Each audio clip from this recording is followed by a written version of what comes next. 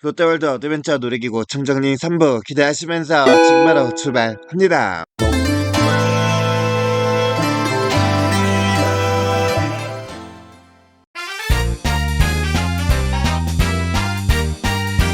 롯데월드 어드벤처에 위치해 있는 어트랙션, 롯데성에 침입해온 심술쟁이 드래곤들을 손님이 기사가 되어 물리친다는 설정을 가진 슈팅 다크라이드로 2013년 7월 23일에 오픈했다. 시설의 퀄리티는 상당히 높지만 인지도는 롯데월드 어드벤처의 다크라이더 중에서 가장 낮다. 다른 다크라이드는 기왕급 스릴 시설이거나 촬영이 자유로운 데 반해 드래곤 와일드 슈팅은 규모가 작은 데다 센서 문제로 인해 촬영을 엄격히 제한하고 있기 때문이다. 센서로 움직이는 데다 레이저총을 사용하는 기종의 특성상 고장 등의 이유로 촬영을 완전 철폐하고 있지만 드래곤 와일드 슈팅을 만든 회사에서 내부 영상을 이미 다 보여준 데다 유튜브에 매니아들이 찍은 영상들이 많이 있어서 다른 한국 슈팅 다크라이드에 비해 정보가 많은 편이다. 사진 및 동영상 촬영은 완전히 철폐하고 있다. 빗글이 레일 없이 센서로만 선을 따라서 움직이는 특성상 사진, 동영상을 촬영하면 센서 오작 등으로 빗글이 멈출 수 있기 때문이라고. 정문과 가까워서 여타 놀이기구들에 비해 오래 운행한다. 다른 놀이기구들이 10시에 문을 닫으면 이 어트랙션은 11시에 문을 닫는다. 정문이 코앞에 있을 정도로 지리적 여건이 좋은 시설임에도 롯데월드 어드벤처의 다크라이더 중에서는 인지도가 가장 낮다. 대기시간은 3-40분 정도로 의외로 있는 편이었지만 2021년부터 갑자기 입장이 간소화되고 대기시간이 도망났다. 심지어 환타지 드림보다도 대기시간이 적을 정도. 거기다 할로윈 시즌 같은 최성수기일 때도 가도 10분 이내로 탈 수 있다.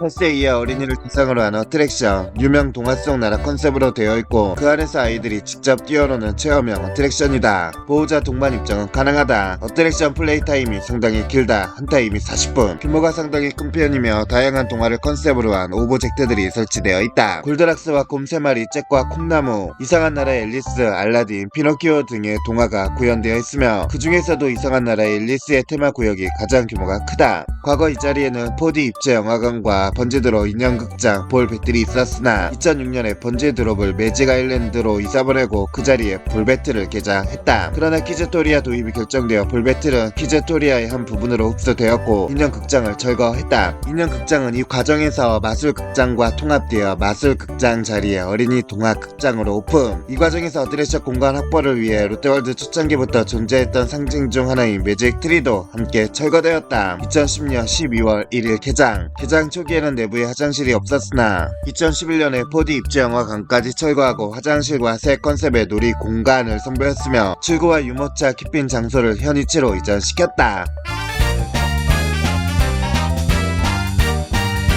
과거 이 자리에는 관람형 생태 체험관이었던 환상의 숲이 있었으며 환상의 숲이 철거된 후 들어선 게 이것이다. 시설의 전체적인 구성은 레고랜드 리조트에서 볼 수 있는 드라이빙 스쿨과 비슷하다. 먼저 카트의 운전법을 배운 다음 카트에 탑승해 세 바퀴를 돌면 끝난다. 130cm 이상부터 탑승이 가능하다. 시설에 대한 전체적인 평가는 좋지 않다. 여러가지 이유가 있지만 특히 태명이 하나도 안 되어 있어 개성이 없다는 점이 가장 크게 지적받고 있다. 롯데월드에서도 이를 유식했는지 2023년 5월에 오픈한 배틀그라운드 월드 에이전트는 높은 퀄리티와 빵빵한 특수효과를 가지고 오픈하여 호평을 받았다. 벨루가 토크쇼가 폐장한 자리에 들어서 어린이 놀이터. 기존 롯데월드 언더 시킹덤이 코로나19로 인해 폐업하면서 먹킹이 회전 목마와 함께 롯데월드 어드벤처로 이주해왔다. 8세의 어린이를 대상으로 한 어트랙션, 바닷속 왕국 컨셉으로 되어 있고 그 안에서 아이들이 직접 뛰어노는 체험형 어트랙션이다. 보호자 동반 입장은 가능하다. 어트랙션 플레이 타임이 상당히 길다. 한 타임이 50분이다. 규모는 키즈토리아보다 작은 편이고 모든 게 다 롯데월드 언더 시킹덤에서 온 기구들이다. 당연하겠지만 보호자의 경우는 별다른 제약이 없다. 2024년 11월 11일부로 예약제로 전환되었다. 롯데월드 어드벤처 개장과 동시에 호로그 호퍼라는 이름으로 개장하였다. 당시에도 타워 2개가 붙어있는 구조였고 이름과 타워 디자인만 다르고 운행 방식은 똑같았다. 이름에서 알 수 있듯이 개구리를 컨셉으로 했으며 현재 로티 트레인 스테이션이 있는 자리에 위치해 있었다. 이후 롯데월드가 가장 먼저 호로그 호퍼라는 이름을 선보이자 서울랜드라 어린이 대공원 놀이동산 등에서도 같은 기종을 설치할 경우 이름을 호로그 호퍼라고 짓기 시작했다. 청룡열차, 비룡열차와 비슷한 경우인 셈. 자리를 이전하면서 이름도 트리블 호퍼로 바꾸는 등 툼 오브 호러 공사와 함께 첫 번째 리뉴얼을 거쳤다. 가든 스테이지 옆으로 이전되었고 중간에 옆에 2호기를 롯데월드 어드벤처의 캐릭터 트리플 형제를 컨셉으로 디자인 변경을 했다. 초기에는 드롭타워 2개가 디자인이 서로 같았지만 성의 없다는 비판을 받아 한쪽은 다르게 변경되었다. 2013년 5월 5일에 어린이날에 맞춰 다시 리뉴얼하였다. 이름을 햇님 달님을 모티브로 테마를 지정했으며 이름도 햇님 달님으로 바꾸었다. 이 과정에서 해피 피크닉은 절거되었다. 어린이판 번지도록 높이는 6m로 후룸라이드의 첫 번째 낙하와 같은 높이로 낮은 편이며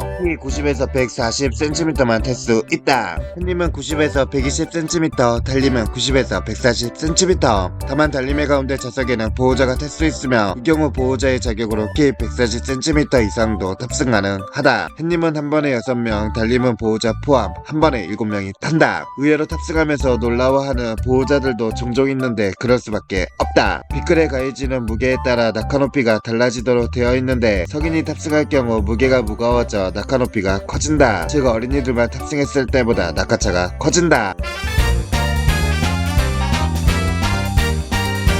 시설 명칭은 우리말로 프랑스 혁명인데 개장 당시만 하더라도 중세 유럽을 테마로 했던 롯데월드의 프랑스 구역에 위치해 있고 개장 당시 전세계 실내 롤러코스터 중 가장 스릴있고 참신한 시설이라는 점이 혁명이라 하여 프렌치 레볼루션으로 정했다. 프렌치라는 표기는 아틀랜티스와 마찬가지로 성벽권 방어도 할 겸 의도적으로 표기를 일본어 음자처럼 한 것인데 사실 프렌치 레볼루션이 먼저 나왔던 만큼 이쪽이 원조라고 할 수 있다. 의도인지 아닌지는 알 수 없으나 프랑스 혁명 200주년의 2일 전에 개장하였다. 2005년 12월 파라오의 분노가 개장하면서 다소 어울리지 않는 이집트 테마가 섞였고 시설 명칭이 가지는 컨셉과 따라 놀게 되었다. 원래 프렌치 레볼루션은 구간 전체가 오픈된 공간에 있었는데 일부 구간이 파라오의 분노 내부로 들어가게 되면서 실내 구간으로 바뀌었다. 1세대 빅그린 기차 컨셉의 열차도 2000년대부터 롯데월드의 대대적인 변화와 함께 퇴역했으며 현재 운영 중인 2세대 빅그린 독수리 컨셉의 열차다. 이러한 변화로 중세 유럽을 테마로 한 프랑스 구역의 놀이기구라는 컨셉은 많이 퇴색되었으며 뜬금없는 이집트색이 섞여 들어가게 되었다. 이에 놀이공원 덕후들 사이에서는 농담삼아 프랑스 혁명 이후 나폴레옹이 집권하여 일어나 이집트 원정을 반영했다는 말도 있다. 어정쩡한 컨셉과 별로 높지 않은 스펙과는 별개로 기구 자체는 끊임없는 리뉴얼과 유지보수 덕에 아직도 최고의 인기를 구가하는 시설이다. 주행거리와 탑승 시간이 짧다는 단점에도 실내 롤러코스터의 제약을 오히려 적극 활용해 스릴을 배로시켰기 때문.